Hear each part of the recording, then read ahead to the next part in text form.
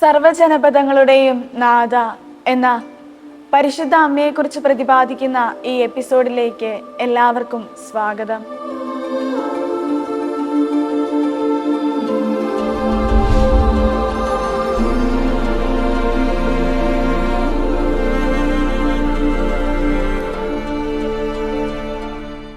റോസാമിസ്റ്റിക്ക മാതാവ് 1947 മുതൽ 1976 വരെ പരിശുദ്ധ അമ്മ ഇറ്റലിയിലെ മോന്തേക്യാരി എന്ന സ്ഥലത്ത് പിയറീന ഗില്ലി എന്ന നേഴ്സിന് റോസാമിസ്റ്റിക്ക എന്ന പേരിൽ ദർശനം നൽകുകയുണ്ടായി.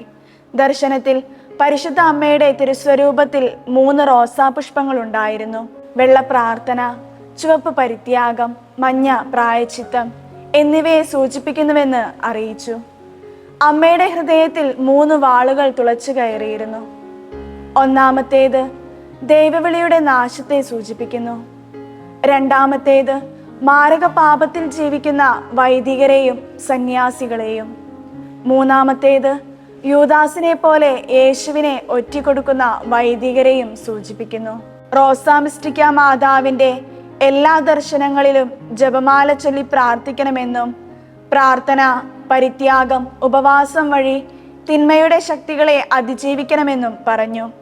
1947 മെയ് 13 പിയറീനായോട് ഞാൻ റോസാമിസ്റ്റിക്ക, യേശുവിൻ്റെ മൗതിക ശരീരത്തിൻ്റെ മിസ്റ്റിക്കൽ ബോഡിയുടെ അമ്മയാണ്, അതായത് സഭയുടെ മാതാവ് എന്ന് പറഞ്ഞു. ജൂലൈ 13 റോസാമിസ്റ്റിക്ക മാതാവിൻ്റെ തിരുനാളായി ആഘോഷിക്കണമെന്ന് മാതാവ് പിയറീനായോട് ആവശ്യപ്പെട്ടു. പ്രാർത്ഥന. റോസാമിസ്റ്റിക്ക മാതാവെ, ഞങ്ങൾക്ക് പ്രാർത്ഥിക്കാനും ഉപവസിച്ച് പരിത്യാഗ പ്രവൃത്തികൾ ചെയ്യാനും വേണ്ട അനുഗ്രഹത്തിനായി അമ്മ ഞങ്ങൾക്ക് വേണ്ടി പ്രാർത്ഥിക്കണമേ.